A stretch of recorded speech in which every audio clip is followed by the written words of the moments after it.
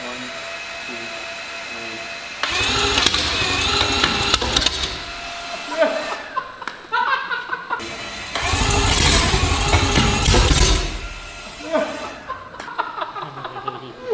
It is, Jeremy. Wow.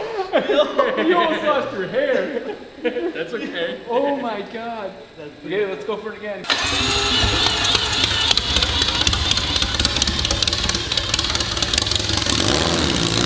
You guys know I deliver, and yesterday's video was wrong. I'm sorry I did that. We are going to start this engine today. What we're gonna do this evening is prime the oil system. Turn it over for the reveal from yesterday's video that was kind of a tease. For you guys, next couple minutes are gonna be some of the coolest moments of our lives. Isaiah is our current cameraman. That's You, Jarrett. Just kidding.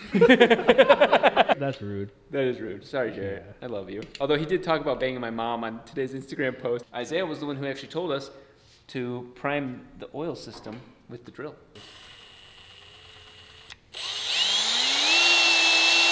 You can hear it. Oh, I can smell oil.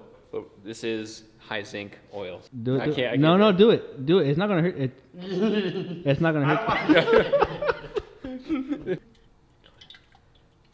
If we wanted to fill this tank up, this is 2.5 gallon tank, plus all the lines, we're talking about 3 gallons. 3 gallons is 12 quarts of oil. 3 gallons, there's 4 quarts in a gallon. It took me a couple seconds to think about. Quick math, you take 3, and then like 2 gallons is like 8, and then maybe 2 more quarts gives you 9 or 10, and then I also added 2 more, and I was like, oh shit, it's more than 10. And that's right, like I kind of guessed. I'll be honest, I guessed after that. Oh, I heard something. It's sucking it down. The air coming down over there. It's pulling it down. It's responsive. That drill lighting it up looks so sick. Wait, we're dripping out big time. Uh-oh. Yes, from exactly where I knew it was going to drip from. I think everybody was watching. We aren't actually firing the engine up yet because there is no rear seal. I don't think that was done out of negligence. I think that was just done out of this engine being experimental, and they kind of set it. They probably then packaged it.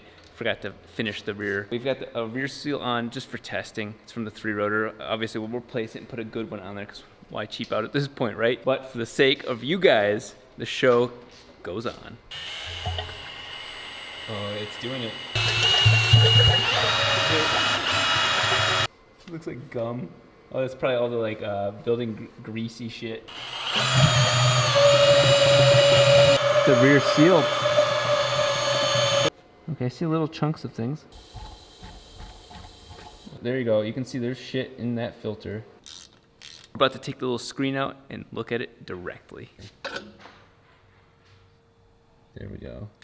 Look at all of that metal. Wow. What we're gonna do is shoot air from the backside through instead of trying to rub it and potentially messing up the 60 micron screen. Did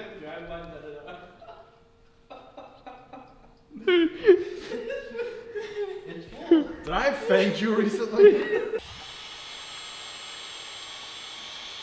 Oh, stop. Where the hell did all that oil come from? I don't know. Right? Because everything's full and over full. You could have told me. I would have put my already ATF covered shoes on, but now I've already ruined my other ones. I don't get where it came from. Right here! Oh, it came out of this? Oh, I am an idiot. Gravity. Once they come out just for like marketing and the cars, then we can just like get food. This is day 2 for us. This is the second part of this video. Isaiah went and put the rear seal on while I worked on all of the electrical system. I got all of the relays all figured out. So this is 8 ounces right here. It's a L'Chaim. I don't know, that's a 5 gallon bucket. That is smaller than 5 gallons. We're gonna be very careful. Another 2 ounces. And then let's wash it all down with some weak ass 91 octane.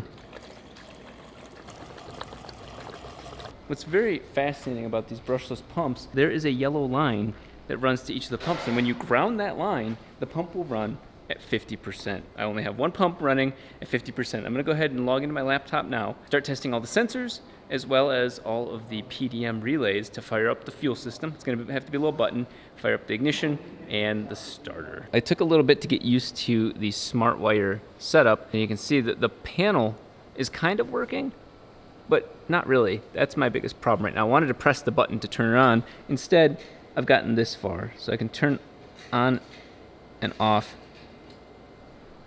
ignition. I can turn on and off the fuel pumps. There's no return line yet, but watch. There's the starter. If I click that starter button, that starter's going. I'm gonna turn on ignition. That'll turn on injectors and igniters. Kev's giving me the green light to go ahead and cycle the fuel system. Cycling now. Oh, I forgot to tighten that is my bad.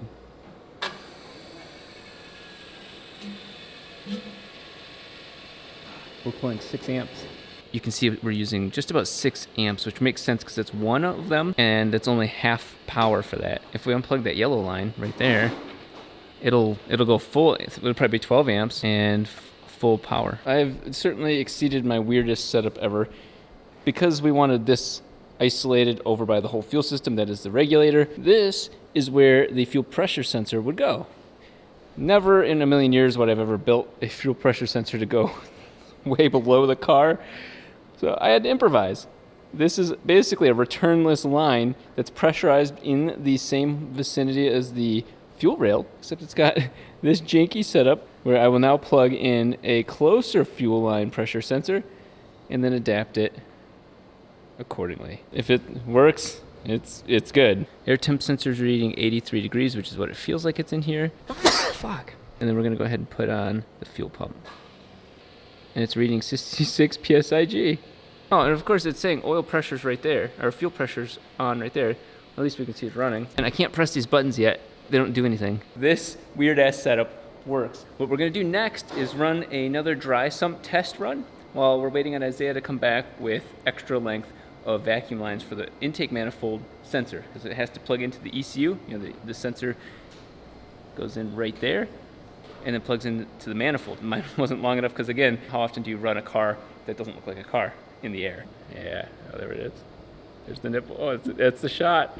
That's the shot, ladies and gentlemen. That's Seth's nipple. Kev is running this just by hand now after adjusting some of his lines. And look at the difference. Now that we've fine-tuned it, that's just by hand. That's not even with the drill. We did block this line off, but it will still introduce air into the system, so maybe we can find a way to tighten that. The whole thing was off. Because remember, you and I were playing with we were diddling it, and it was like...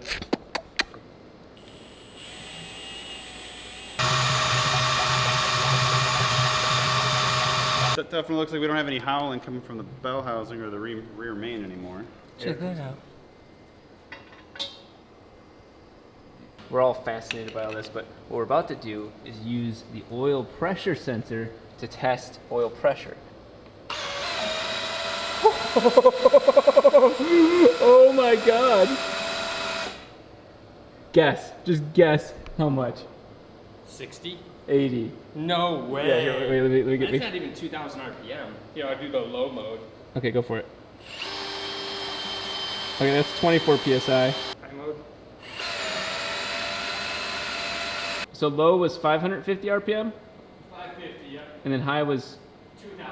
Okay. I'm gonna fire up the fuel system and then see what sort of pressure we get and go up and down to get approximately 45 base PSI. I'm reading 64 PSI, so go ahead and go the reverse way.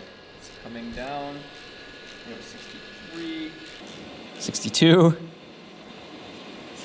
60, 58, 48, stop there, 47. We're at 47 PSI base pressure, and I'm gonna tell the ECU, hey, we're at 48 PSI base pressure. Kev's gonna run the oil pump by hand and produce about 80 PSI.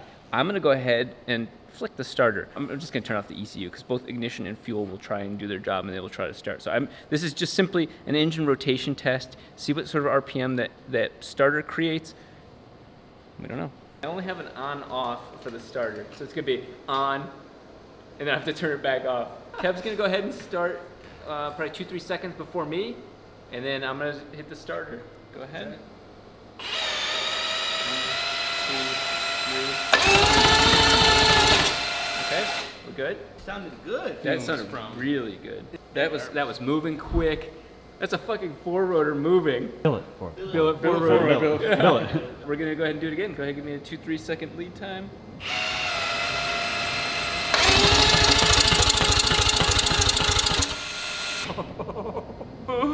Yes. How sick. That's crazy. We're gonna just look at the oil.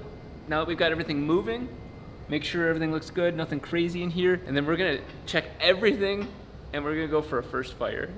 Let's hope there's nothing in there. Nothing crazy.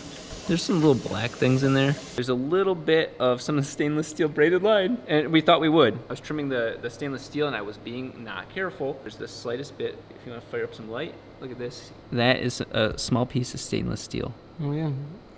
So I was expecting to see that, and sure enough, there it is. This is the moment. Every test is going well. Everything's making sense. All the sensors are working. Throttle, everything is testing out well. We're gonna fire it up and then shut it back down. Or maybe it doesn't fire. It doesn't matter. We're doing it. Kev, go ahead. 1, 2, 3.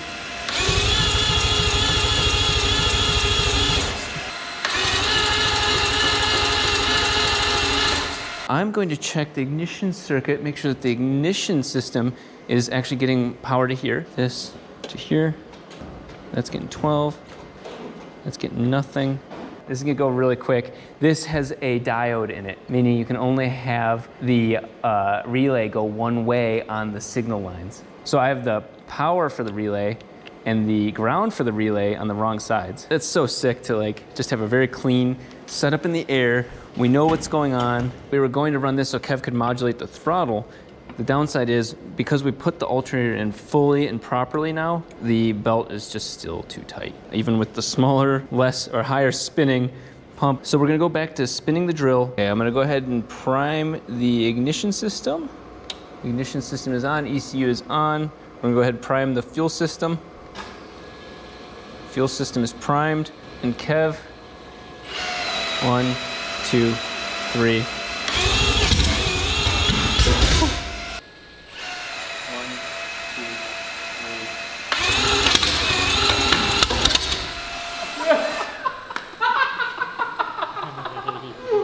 It is dear me. Wow. You almost lost your hair. That's okay. Oh my God. Okay, let's go for it again. That's beautiful.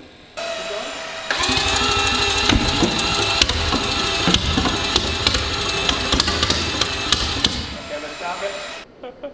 Open headers. Feels like all three of these, because this one's considerably hotter. We just changed the timing settings. I think we got just a little mixed up on that. 50, 60 degrees off. We're gonna go ahead and do exactly what we just did before and see what sort of fireworks we get. And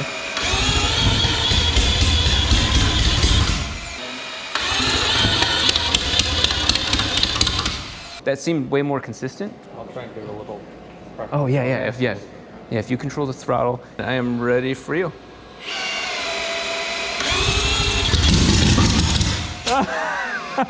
I turned it off. What? That's it. That's it. Oh my God. Yeah, let's do it again. Oh my God. Okay.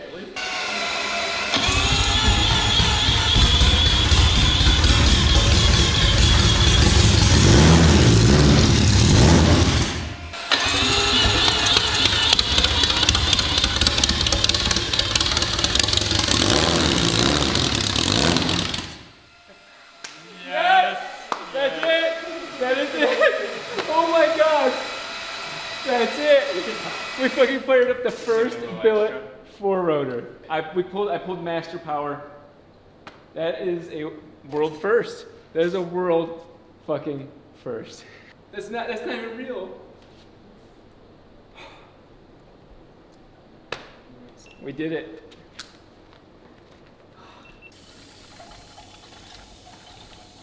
We don't have a single bearing present in there. Oh my God, guys. That is a world's first. There's been a lot of talk. A lot of people have made pretty pictures of four rotors perched up, all billet and all anodized. But this guy and these guys, none of us are official, formal experts. None of us have ever ran a four rotor. Just got the world's first billet four rotor running. That's right. Car enthusiast guys with big hearts, tons of passion, and we did it. All that talk, all that bullshit, I don't know. I'm at a loss for words. I'm shaking. This is just nuts. We've got a month till SEMA. It's going to get crazy. Enjoy the sounds you're about to hear.